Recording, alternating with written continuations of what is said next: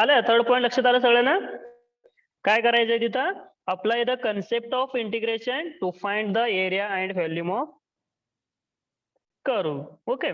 त्या कर्वचा त्या एरिया आणि व्हॉल्यूम कसे काय फाइंड करतो आपण? मागच्या सेमिस्टरला पण आपण बघितलं होतं. क्लोज्ड फिगरचा आपण एरिया फाइंड करत होतो आणि सॉलिड फिगरचा आपण काय करतो इथं? व्हॉल्यूम फाइंड करत होतो. ठीक आहे. इथं पण फक्त काय करायचं तिथं आपण फॉर्म्युला यूज करून ते काय एरिया फाइंड करत होता.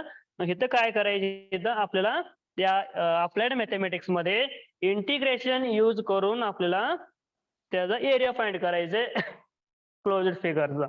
Okay. Area under the curve एक कर्व दिलं असतं, त्या कर्वचा अंडर मधला एरिया आपल्याला काय करायचं इथं फाइंड आउट करायचं असतोय बाय युजिंग इंटिग्रेशन वगैरे. ओके. इथं इंटिग्रेशन यूज करून काय करतो आपण इथं एरिया अँड व्हॉल्यूम फाइंड करतोय. फोर्थ पॉइंट येतोय solve the differential equation of first order and first degree using suitable methods. इथं पण काय असणार आहे इथं वेगवेगळे मेथड्स आहेत. त्या मेथड यूज करून काय करायचं आपल्याला सोल्युशन फाइंड करायचे. That is differential equation solve करायचं आपल्याला त्या मेथड्स यूज करून. ठीक आहे. आणि फिफ्थ पॉइंट येतोय use Laplace transform to solve first order first degree differential equation. इथं पण काय येतं आपल्याला लॅपलास ट्रान्सफॉर्म यूज करून काय करायचं डिफरन्शियल इक्वेशन सॉल्व्ह करायचे. एवढं 5 आपल्याला कोर्स आउटकम स्टडी करायचंय टोटल आपल्याला हे सेकंड सेमेस्टरला. ठीक आहे. अप्लाइड मॅथेमॅटिक्स म्हणून हे 5 कोर्स आउटकम्स वरती आपल्याला काय करायचं सिलेबस आपण काय डिस्ट्रीब्यूट केलं बघूया आपण. सिलेबस काय काय स्टडी करायचं आपल्याला, किती टॉपिक आहेत, किती युनिट्स आहेत ते आपण थोड्या वेळात बघूया. पहिल्यांदा काय करूया टीचिंग स्कीम बघूया आपण काय येते बघ. Teaching scheme and examination scheme काय येतो बघा. आता हे लेक्चरच्या वर काय बघू नका. 4 आठवड्यामध्ये 4 लेक्चर असतात, 2 ट्युटोरियलचा लेक्चर असतात. टोटल 6 आवर आहेत. ठीक आहे आवर्स. आणि त्याच्यामध्ये आता थिअरी एक्झाम आणि प्रॅक्टिकल एक्झाम. प्रॅक्टिकल तर काय असणार आहे इथं मॅथेमॅटिक्स मध्ये प्रॅक्टिकल येणार नाही इथलं. इतर स्टॉप होते. फक्त आपल्याला काय करायचं एवढं स्टडी करायचंय थिअरी एक्झाम आणि थिअरी एक्झाम येते. त्या थिअरी एक्झाम मध्ये काय येतं बघा तिथं दिले बघा ESE म्हणजे ह्याचा इथं बघा हे बघा काय दिलं तिथं ESE म्हणजे याचा अर्थ काय एंड सेमेस्टर एक्झाम येतोय. एंड सेमेस्टर एक्झाम म्हणजे तुमचा बोर्डाचा एक्झाम आपण जे मागच्या वेळी दिल्या बघा MCQ मध्ये दिलं होतं ना. त्या एंड सेमेस्टर एक्झाम आपल्याला द्यायचं आहे. ती किती मार्काचं आहे टोटल तिथं 70 मार्काचा पेपर असणार आहे. ओके. 70 मार्क पेपर मध्ये आपल्याला मॅक्झिमम किती मार्क असणार आहे इथं 70 मार्क असणार आहे. आणि मिनिमम किती मार्क असणार आहे तिथं 28 मार्क. 28. आपल्याला ऑफलाईन एक्झाम जर झाले ऑफलाईन एक्झाम मध्ये आपल्याला 70 मार्काचा एंड सेमेस्टर एक्झाम असणार आहे तिथं बोर्डाचा पेपर असणार आहे. त्या 70 मार्काचा पेपर मध्ये आपल्याला काय करायचं मिनिमम 28 मार्क घ्यायचा आहे. ओके. मिनिमम 28 मार्क जर आपल्याला पडले आपण पास होतोय. जर 28 नसेल तर 28चं खाली आलंही आपण फेल मध्ये जातो. ठीक आहे. माहिती आहे तुम्हाला सगळ्यांना. आणि उरलेला 30 मार्क आता 70 मार्क काय झाले इथं एंड सेमेस्टर एक्झाम झाले. आता उरलेला 30 मार्क काय करायचे बघा त्याचं काय डिस्ट्रीब्यूट केलं बघा. त्या 30 मार्क पैकी आपल्याला काय करायचे किती मार्काचं प्रोग्रेसिव्ह असेसमेंट असणार आहे PA म्हणजे प्रोग्रेसिव्ह असेसमेंट येतोय. 30 मार्क येतोय. त्या 30 मार्क मध्ये 2 पार्ट मध्ये डिवाइड झालेले आहेत. ओके. तर मी इथं राईट करतोय सगळ्यांना दिसतंय ना. Yes sir. Yes ma'am. Okay. Yes, sir. 2 part मध्ये डिवाइड झालेले आहेत. एक पार्ट येतोय 20 मार्क येतोय. 20 मार्क कशामध्ये असते तुम्हाला पण माहिती आहे बरं पहिला सेमिस्टर आपण बघितलं होतं. 20 मार्क्स असणार आहे आणि ही 10 मार्क्स असणार आहे. ओके. 20 मार्क्स म्हणजे काय असणार आहे इथं ऍव्हरेज ऑफ 2 युनिट टेस्ट बरोबर आहे. Average marks of 2 unit test येते. 2 युनिट टेस्ट घेतली जाईल. त्या दोन्ही युनिट टेस्टचं तुम्हाला ऍव्हरेज मार्क तिथं 20 मार्क पैकी किती मार्क पडतील तेवढं तुम्हाला तिथं काउंट करतील घेत धरतील. ठीक आहे. 20 पैकी तुम्हाला किती मार्क पडते तेवढा मार्क. आणि हा 10 मार्क असणार आहे तिथं मायक्रो प्रोजेक्टला. मायक्रो प्रोजेक्ट सगळ्यांना करायचंय. मायक्रो प्रोजेक्टचा रिपोर्ट तयार करायचा आहे. आणि रिलेटेड अप्लाइड मॅथेमॅटिक्स हा 5 कोर्स आउटकम्स बघितलं आपण. त्या 5 कोर्स आउटकम्सच्या रिलेटेड मध्ये काय करायचंय तुम्हाला मायक्रो प्रोजेक्ट बनवायचा आहे. ओके. त्या मायक्रो प्रोजेक्टला किती मार्क असणार इथं 10 मार्क असणार आहे. त्या 10 मार्क मध्ये आपल्याला काय काय करायचं बघा सांगतो बघा लक्षात ठेवा. आपल्याला काय करायचे चार्ट्स बनवायचे चार्ट कसं बनवायचं, फॉर्म्युलाचा चार्ट बनवा किंवा कुठलं तरी आता हे स्टडी करा, कोर्स आउटकमचं स्टडी करा तुम्ही. ऑनलाईन सर्च करा नेटवरती, तुम्हाला तिथं भरपूर माहिती मिळेल त्याचं. कुठला तरी एक टॉपिक तुम्ही सिलेक्ट करा. त्या टॉपिकचा रिलेटेड मध्ये काय करायचं, तुम्हाला रिपोर्ट तयार करायचा आहे. एक 10 पानाचा रिपोर्ट तुम्हाला तयार करावा लागेल. ठीक आहे. त्या रिपोर्ट काय करायचं रिपोर्ट बनवायचे तुम्हाला. तो मॉडेल्स वगैरे असेल ते मॉडेल्स बनवा. कारण मॉडेल्सला मार्क चांगला मिळतो तुम्हाला. मॉडेल्सचा मार्क तुम्हाला चांगला मिळेल आणि चार्ट्सला त्याच्यापेक्षा थोडं कमी असेल. तुम्ही चार्टसाठी मॉडेल्स जर नाही बनवले, फक्त रिपोर्ट बनवले असेल त्याला पण मार्क कमी होतात. आता मार्कमध्ये पण डिस्ट्रीब्यूट होतं लक्षात ठेवा. हा 10 मार्क मध्ये परत इथं 2 टाईप मध्ये डिस्ट्रीब्यूट होतोय. आता ग्रुप वाईज ही मायक्रो प्रोजेक्ट बनवायचं आहे. ग्रुप वाईज काय करायचं आहे, मायक्रो प्रोजेक्ट बनवायचं आहे. त्या ग्रुपला किती असणार आहे तर 6 मार्क असणार आहे आणि इंडिव्हिज्युअलला काय असणार आहे, इंडिव्हिज्युअलला 4 मार्क असणार आहेत इथं. ओके. इंडिव्हिज्युअल म्हणजे तुम्हाला तुमचं परफॉर्मन्स बघतील.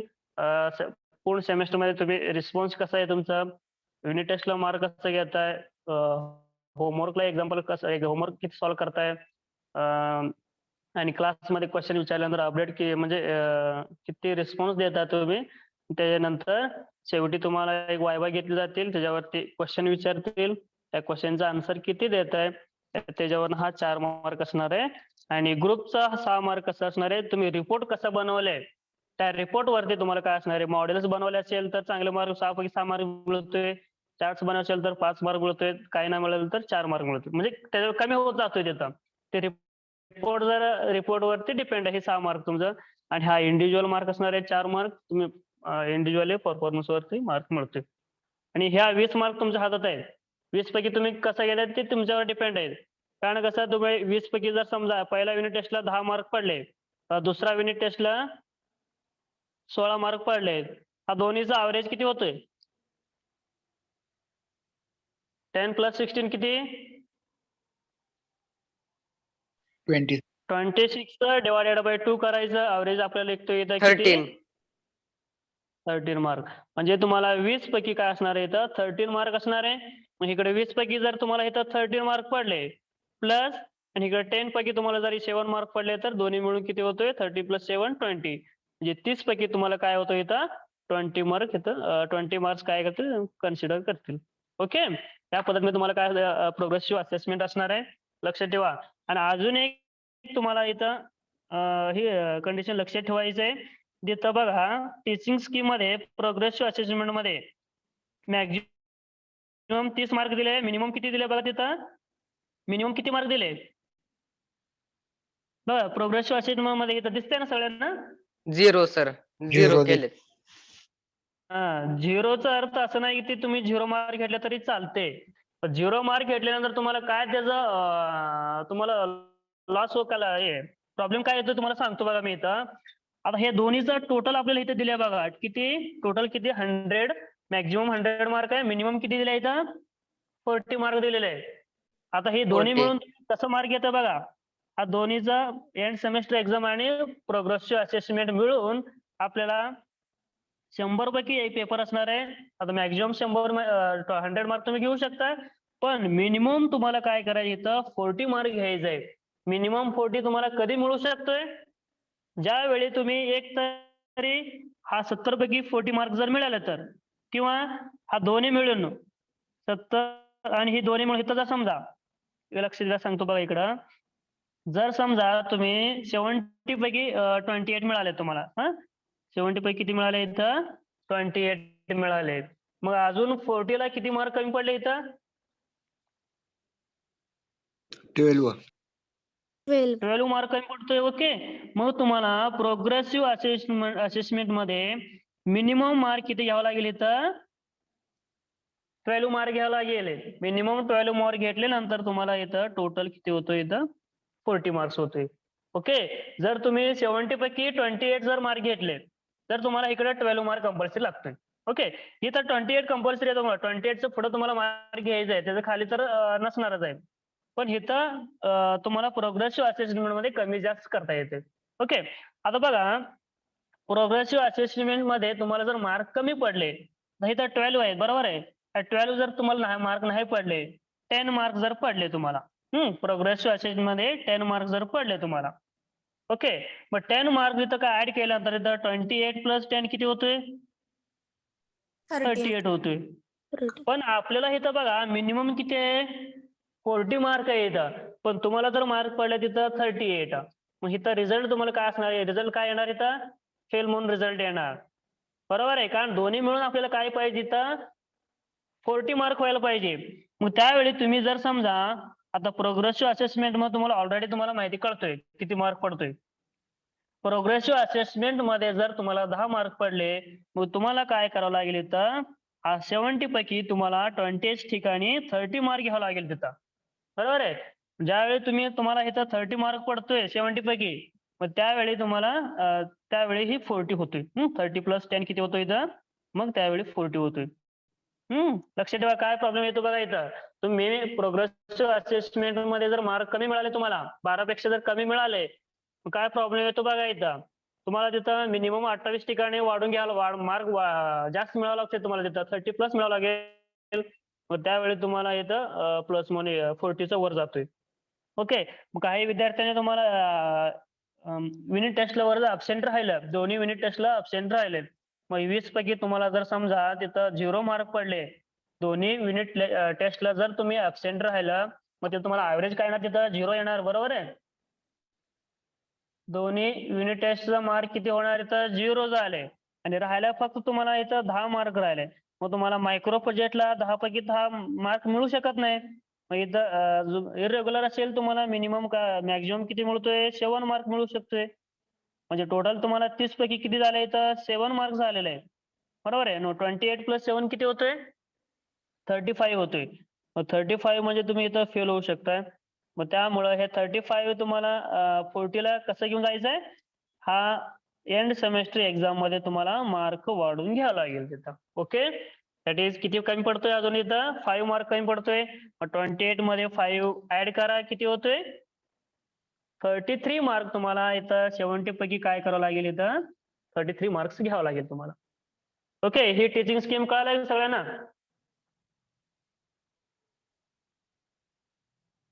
Yes sir. Yes, sir. विचार काय प्रॉब्लेम असेल इथं?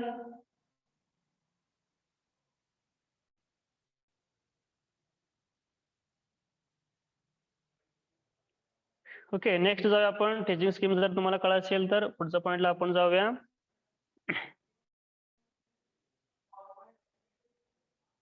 आता हे तरी बघा, आता हे तर ट्युटोरियल म्हणून येतोय. टोटल 16 ट्युटोरियल्स असणार आहे. हे आपण प्रत्येक पॉइंट झाले की टॉपिकवर असणार आहे. त्या टॉपिक झाला की तुम्हाला ती क्वेश्चन्स देतोय. ती क्वेश्चन्स काय करायचे ते नोटबुक मध्ये लिहून घ्यायचे. तुम्हाला असाइनमेंटचं नोटबुक वगैरे दिले ना स्टेशनरी मध्ये? Yes sir. त्या नोटबुक मध्ये काय करायचे? ट्युटोरियल्स लिहायचे आणि असाइनमेंट, ट्युटोरियल प्लस असाइनमेंट दोन्ही लिहायचे तिथं. पहिल्या सेमेस्टरला आपण फक्त असाइनमेंट वगैरे लिहिलेले आहेत, ट्युटोरियल्स वगैरे लिहिले नाहीत अजून. ठीक आहे, या सेमेस्टर सगळे लिहून घ्यायचे. ओके, आता आपण काय करूया, नेमकं काय स्टडी करायचं आपल्याला, सिलेबस काय काय बघूया आपण थोडं. ओके, की टोटल आपण 5 कोर्स आउटकम्स बघितले ना, त्याच्या रिलेटेड मध्ये आपण काय काय स्टडी करायचंय, किती टॉपिक आहेत, किती युनिट्स आहेत, ते आपण थोडक्यात बघूया. ती काय करतोय मी हँड रायटिंग मध्ये लिहिलंय, त्याच्यामध्ये तुम्हाला इथं सांगतोय. आता इथं बघा, त्यानंतर काय करायचं इथं मायक्रो प्रोजेक्टचा सब्जेक्ट इथं दिलाय बघा. 12 नंबरचा पॉइंट आहे बघा, सजेस्टेड मायक्रो प्रोजेक्ट्स म्हणून लिहिलेलं आहे. ओके, इथं खाली दिलेलं आहे, भरपूर पॉइंट दिले बघा. पॉइंटचं काय करा, नेटवर सर्च करा. त्या नेटवर सर्च केल्यानंतर तुम्हाला सगळं त्याचं माहिती मिळेल. मग त्याच्यावर मायक्रो प्रोजेक्ट बनवा. आता 5 युनिट्स आहे टोटल. पहिला युनिट डिफरन्शियल कॅल्क्युलस आहे, सेकंड युनिट इंटिग्रल कॅल्क्युलस आहे, अप्लिकेशन ऑफ डेफिनेट इंटिग्रेशन आहे थर्ड युनिट, फोर्थ युनिट येतोय first order first degree differential equation आहे, आणि फिफ्थ युनिट आहे complex number and Laplace transform येतोय. टोटल काय त्याचं मार्क्स दिले आपल्याला येतं. ओके, टोटल मार्क्स बघा, पहिला डिफरन्शियल कॅल्क्युलस मध्ये किती 28 मार्क, 24 मार्क्सचं काय असणार आहे, पहिला युनिट असणार आहे. सेकंड युनिट असणार आहे 16 मार्क्सचा, आणि थर्ड युनिट आहे 8 मार्क, आणि फोर्थ युनिट 8 मार्काचा आहे, आणि फिफ्थ युनिट काय आहे 14 मार्काचा आहे. टोटल मिळून किती होतं इथं 70 मार्क्स येतो. ठीक आहे, मग आता युनिट वाईज आपण ते बघितलं मार्किंग सिस्टीम. टॉपिक वाईज आपण थोडक्यात बघूया. आता काय करायचं आहे सगळ्यांनी 200 पेजेस एक नोटबुक करायचं आहे. स्टार्टिंगला सगळ्यांनी सिलेबस लिहून काढायचा आहे. हँडरायटिंग हाताने लिहून काढा सगळ्यांनी. त्यानंतर पुढं मी परत फॉर्म्युलावर सांगतोय सेकंड थर्ड पेजवरती फॉर्म्युलावर लिहून घ्यायचे. पण त्याच्या आधी पहिल्यानं काय करायचंय एक पहिला 2-3 पेज सोडायचं आहे. कोर्स आउटकम्स लिहायचं आहे तिथं. आउटकम्स लिहायचं आहे तिथं. तुम्हाला सांगतोय काय आहे ते. काय काय लिहायचं पहिला स्टार्टिंगला पहिला 2-3 पेज सोडा आणि मग सिलेबस लिहून घ्या. त्या सिलेबस झाल्यानंतर फॉर्म्युलावर देतो मी त्या फॉर्म्युला लिहून घ्यायचं ट्रिग्नोमेट्रीचा फॉर्म्युला. ओके. आपण सिलेबस काय काय स्टडी करायचं थोडक्यात बघूया आपण. लक्ष द्या इकडं.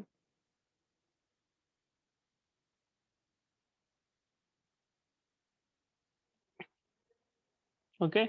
दिसतोय स्क्रीन बघा सगळ्यांना. Yes, sir. ओके. बघा फर्स्ट युनिट आहे डिफरन्शियल कॅल्क्युलस. आपण मगाशी बघितलं होतं बघा. किती मार्काचं टोटल हे 24 मार्काचं. हा टोटल म्हणजे ऍक्च्युअली 24 मार्काचा आहे. ऑप्शन्स आहे तिथं जास्त येतो क्वेश्चन. ऑप्शन्स वगैरे नाही म्हटलं तरी मिनिमम 30 मार्काचा टॉपिक येतोय. ओके. डिफरन्शियल कॅल्क्युलस येते. ते ऑप्शन्स आहे इथं. पण ऍक्च्युअल मार्क 24 आहे. 24 आपल्याला इथं घ्यायचे. Minimum 24 marks. सर आवाज ब्रेक होतोय. पहिला टॉपिक येतोय फंक्शन येतोय. आवाज ब्रेक होतोय का? हो सर आवाज डिस्कनेक्ट होतो. एक मिनिट.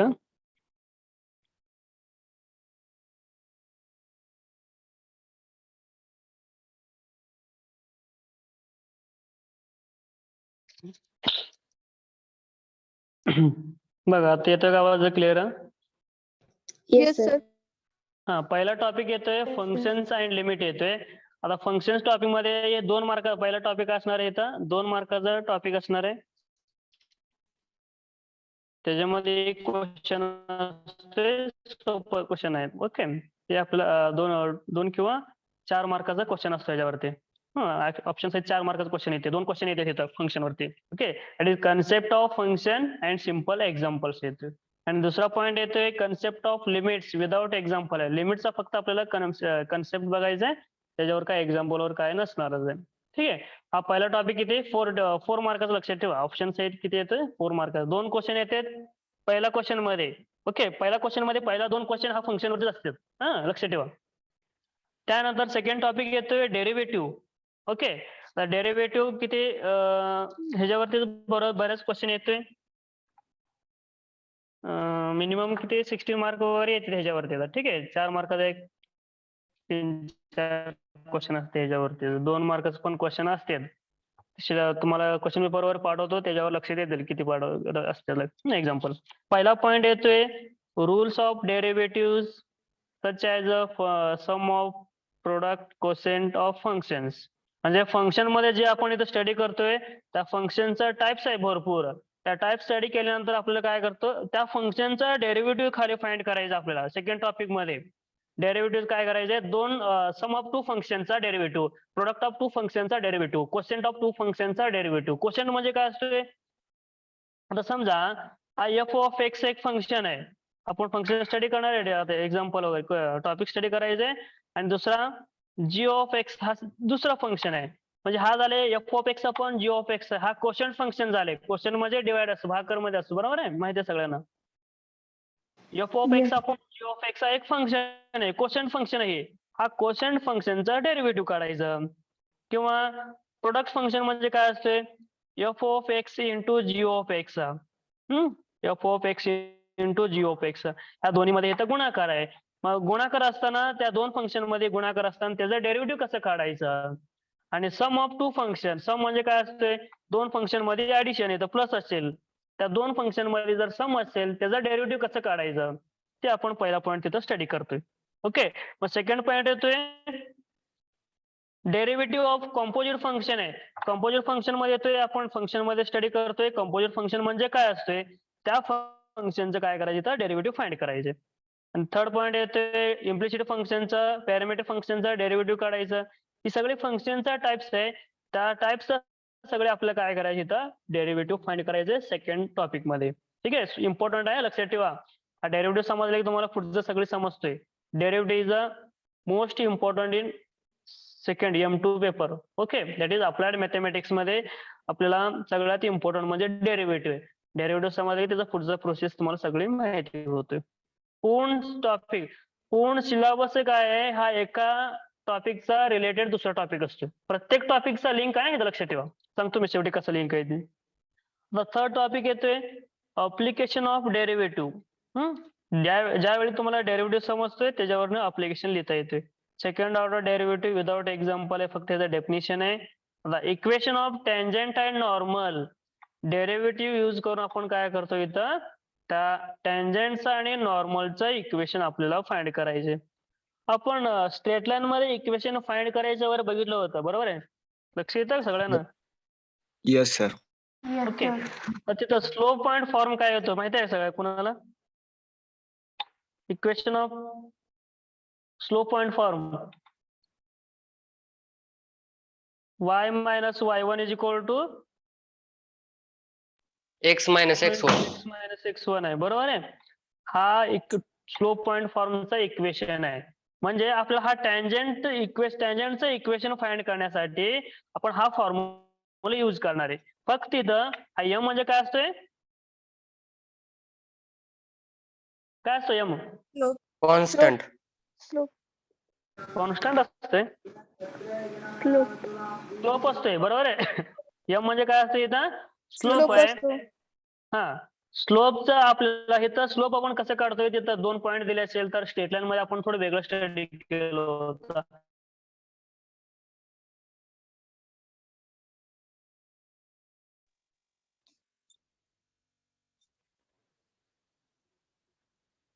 आवाज येतोय क्लिअर माझा? Yes sir. Yes sir. आता हा m आहे, हा स्लोप आहे ना, हा स्लोप काय करायचं आपल्याला इथं डेरिव्हेटिव्ह यूज करून काय करायचं, इथं स्लोप फाइंड करायचे.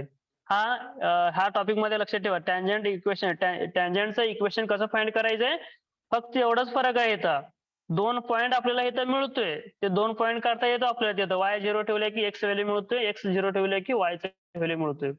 ओके, पण आपल्याला स्लोप फाइंड करायचे तर डेरिव्हेटिव्ह यूज करून, म्हणजे डीवाय बाय डीएक्स डेरिव्हेटिव्हचा सिम्बॉल येतोय डीवाय बाय डीएक्स.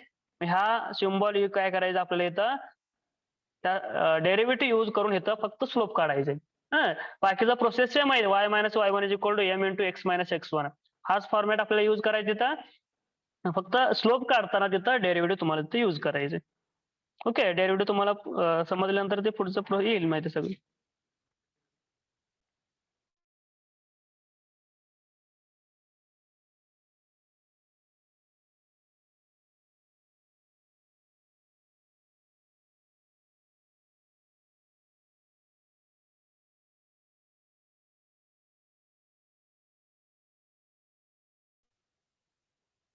ओके, आता थर्ड पॉइंट काय येतो बघा, मॅक्झिमा आणि मिनिमम. मॅक्झिमा आणि मिनिमम याचा अर्थ काय, म्हणजेच मॅक्झिमम आणि मिनिमम पॉइंट आपल्याला काय करायचं, फाइंड आउट करायचंय by using derivative. Derivative use करून काय करायचं, मॅक्झिमम पॉइंट आणि मिनिमम पॉइंट आपल्याला इथं फाइंड आउट करायचे. रेडियस ऑफ कर्वेचर आहे बाय युझिंग एक फॉर्म्युला येतोय, त्या फॉर्म्युला यूज करून काय करायचं आपल्याला, रेडियस ऑफ कर्वेचर फाइंड करायचे. ठीक आहे, नेक्स्ट युनिट येतोय इंटिग्रल कॅल्क्युलस येतोय. आता इंटिग्रल कॅल्क्युलस काय असणार आहे ते, हा डिफरन्स डेरिव्हेटिव्हचा इंटिग्रेशन काय असणार आहे ते, हा डेरिव्हेटिव्हचा रिव्हर्स प्रोसेस असणार आहे, लक्षात ठेवा. हा डेरिव्हेटिव्ह आणि इंटिग्रेशन काय असणार आहे, एकमेकांना तिथं रिव्हर्स प्रोसेस असतोय. ज्यावेळी तुम्हाला डेरिव्हेटिव्हचा आन्सर समजा, आता एक्स स्क्वेअरचा डेरिव्हेटिव्ह समजा, एक्स स्क्वेअरचा डेरिव्हेटिव्ह जर 2x असेल, काय म्हणतो बघा मी इथं, रिव्हर्स प्रोसेस कसं होतं बघा, हा एक्स स्क्वेअरचा डेरिव्हेटिव्ह जर 2x असेल, आता लक्षात ठेवा इंटिग्रेशन काय असतं बघा, हा x इंटिग्रेशन एक्स स्क्वेअर असतोय. याचं उलट आहे, हा 2x चा इंटिग्रेशन काय असतो इथं, एक्स स्क्वेअर याचं. आन्सरचा डेरिव्हेटिव्ह एकमेकांना रिव्हर्स प्रोसेस आहे इथं.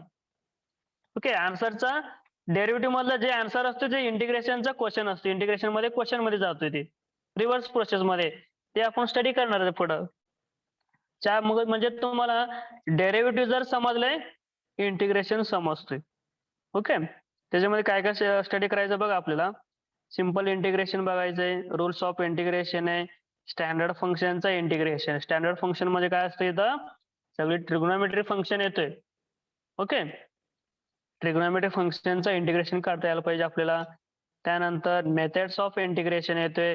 वेगवेगळ्या मेथड्स आहेत, त्या मेथड्स आपले काय काय यूज करून इंटिग्रेशन फाइंड करता यायला पाहिजे. आणि सबस्टिट्यूशन मेथड यूज करून आपल्याला इंटिग्रेशन फाइंड करायचे. त्यानंतर इंटिग्रेशन बाय पार्ट येतोय. याचा अर्थ काय, इंटिग्रेशन बाय पार्ट म्हणजे दोन फंक्शन मध्ये जर गुणाकार असेल त्यावेळी त्याचं इंटिग्रेशन कसं काढायचं इथं फॉर्म्युला येतोय. आणि पार्शियल फ्रॅक्शन जर तुम्हाला माहिती आहे, पार्शियल फ्रॅक्शन यूज आता काय करायचंय, पार्शियल फ्रॅक्शन यूज करून इंटिग्रेशन फाइंड आउट करायचंय. हा एवढा आपल्याला स्टडी करायचंय. स्टडी हे तर ह्याच्यामुळे किती असणार आहे इथं 16 मार्कचा हा सेकंड युनिट्स असणार आहे इथं. ओके. त्यानंतर थर्ड युनिट येतोय अप्लिकेशन ऑफ डेफिनाइट इंटिग्रेशन येतोय. अप्लिकेशन ऑफ डेफिनाइट इंटिग्रेशन मध्ये हा टोटल हा टॉपिक किती मार्काचा आहे, 8 मार्काचा टॉपिक आहे. त्याच्यामध्ये 2 टॉपिक येतोय. पहिला डेफिनाइट इंटिग्रेशन येतोय. डेफिनाइट इंटिग्रेशन मध्ये सिंपल एक्झाम्पल असते, प्रॉपर्टीज ऑफ डेफिनाइट इंटिग्रेशन आहे, विदाउट प्रूफ आहे आणि सिंपल एक्झाम्पल आहे. त्याचं application of differential application of definite integration येतोय. अप्लिकेशन ऑफ डेफिनाइट इंटिग्रेशन मध्ये एरिया बिटवीन 2 कर्व्ह, 2 कर्व्ह मध्ये आपल्याला समजा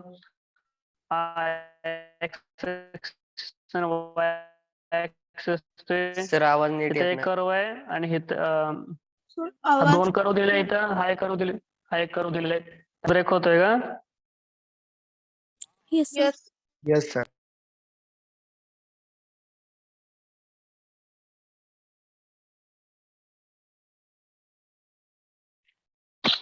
काय नेटवर्क कमी जास्त होत असेल तर थोडा आवाज कमी जास्त होतील ना. मग बघा आता एरिया बिटवीन 2 कर्व म्हणजे काय, हा 2 कर्व दिले, हे एक कर्व दिले आणि दुसरे हे 2 कर्व दिले. y is equal to F of X किंवा y is equal to G of X, हा 2 कर्व आहे. एरिया बिटवीन 2 कर्व म्हणजे काय असतोय, हा दोन्ही मध्ये इंटरसेक्शन पॉईंट आहे बघा. हा दोन्ही पॉईंट कुठे इंटरसेक्शन झालं त्या दोन्ही कर्वचा मधला एरिया आहे ना, हा एरिया आपल्याला काय करायचं इथं फाइंड आउट करायचं आहे बाय युजिंग इंटिग्रेशन येतोय. एरिया अंडर द कर्व एक पॉईंट येतोय, ती आपल्याला काय करायचं तिथं स्टडी करायची. इम्पॉर्टंट आहे बघा. ह्याच्यावर तुम्हाला एक क्वेश्चन असतो 4 मार्काला आणि एक 6 मार्काला क्वेश्चन असतो तिथं. व्हॅल्यूम ऑफ रिव्हॉल्युशन येतोय, इलिप्स, पॅराबोला, हायपरबोलाचा वगैरे काय करायचं आपल्याला ते व्हॅल्यूम वगैरे फाइंड करायचे. पुढे स्टडी करूया आपण. ठीक आहे. आता नेक्स्ट युनिट येतोय first order first degree differential equation आहे. ओके, डिफरन्शियल इक्वेशन आपल्याला इथं स्टडी करायचंय. आता त्याचे कन्सेप्ट ऑफ डिफरन्शियल इक्वेशन बघायचंय. त्या डिफरन्शियल इक्वेशनचा ऑर्डर डिग्री फाइंड आउट करता येतो आपल्याला, ती बघायचं आपल्याला. त्यानंतर थर्ड पॉईंट येतोय त्या डिफरन्शियल इक्वेशनचा सोल्युशन फाइंड करायचे, जे सॉल्व्ह करायचंय. आणि सॉल्व्ह करण्यासाठी 2 मेथड दिल्या आपल्याला, व्हेरिएबल सेपरेबल फॉर्म मेथड आहे आणि लिनियर डिफरन्शियल इक्वेशन मेथड. ह्या 2 मेथड्स आहे. त्या 2 मेथड यूज करून काय करायचं, त्या डिफरन्शियल इक्वेशन सॉल्व्ह करायचे. ठीक आहे. त्या डिफरन्शियल इक्वेशन वरती परत एक सोल्युशन आहे, अप्लिकेशन आहे. ते अप्लिकेशन थोडं आपल्याला स्टडी करायचंय. आता हे बघा पहिला 4 युनिट्स आहे ना, हा पहिला 4 युनिट्स एकमेकांवरती लिंक असतंय. बघा कसं लिंक आहे सांगतो बघा मी तुम्हाला. पाचवा युनिट आहे ना थोडं डिफरंट आहे, ते वेगळं होतं, तुम्हाला वेगळं येतोय.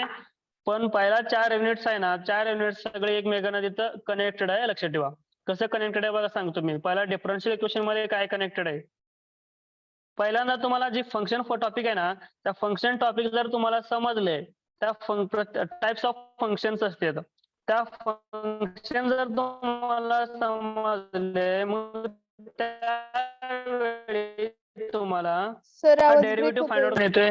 फंक्शन तुम्हाला इथं काय करता येते, डेरिव्हेटिव्ह फाइंड. ठीक आहे. माझ्याकडे इथं नेटवर्क फुल आहे, पण आवाज कसं काय ब्रेक होतोय.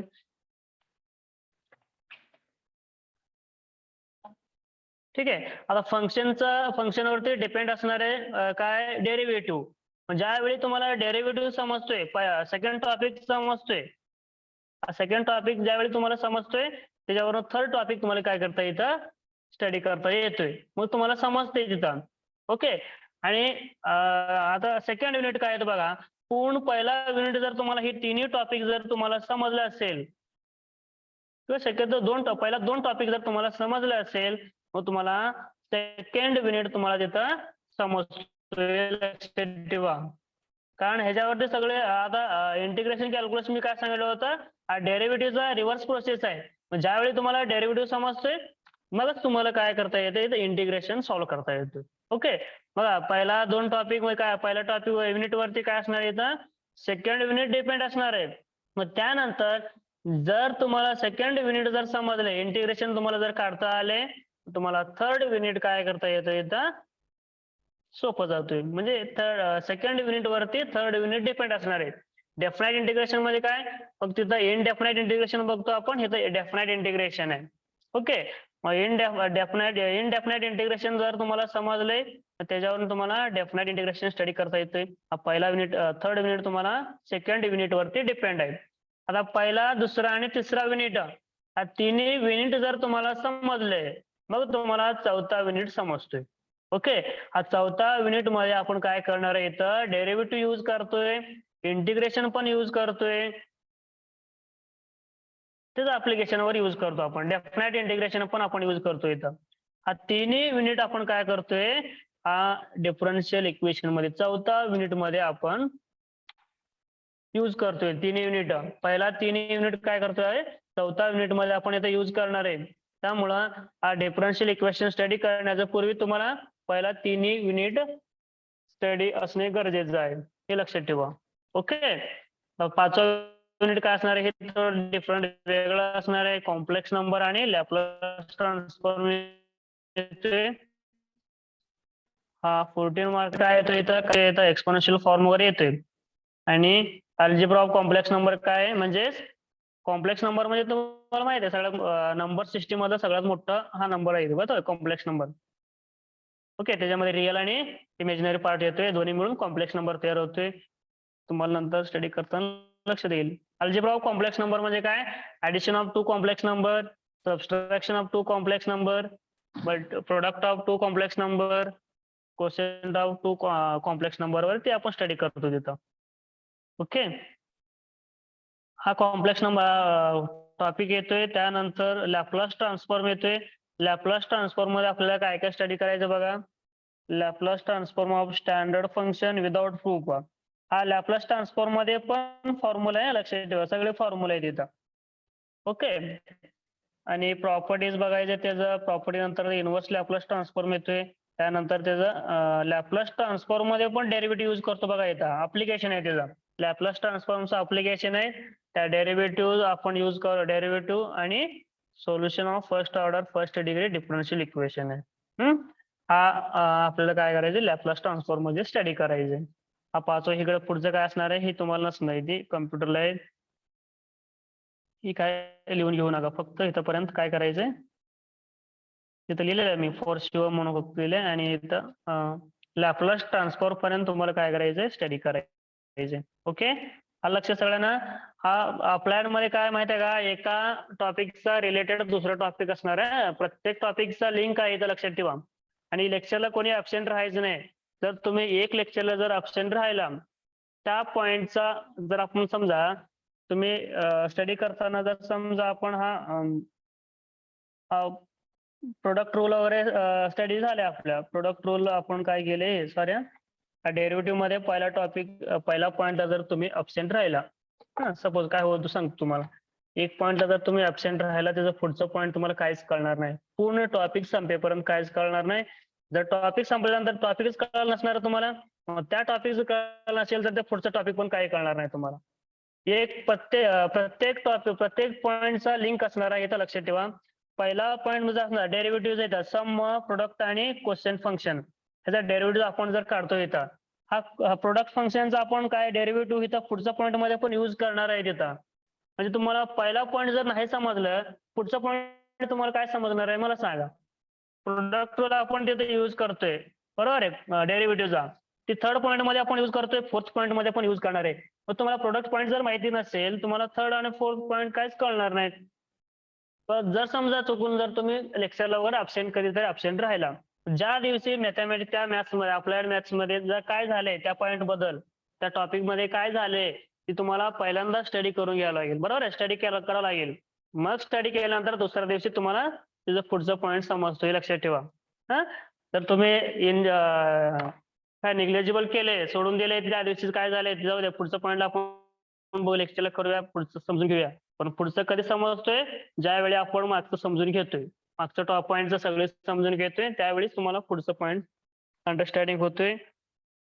म्हणून सांगतो इथं M2 मध्ये M2 सोपं पण सगळ्यात सोपं पण तसं आहे आणि सगळ्यात अवघड पण तसं आहे. दोन्ही पद्धत आहे जे तुम्ही तुमच्या मनावर आहे तुम्ही कसं घेता त्याच्यावर आहे. ओके.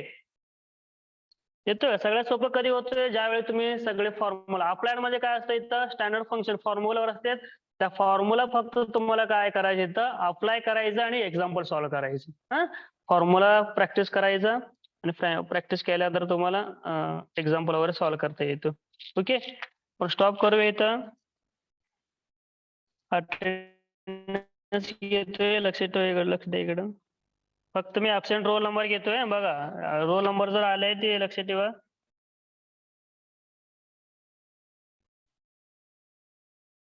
Roll number 3 3 10 19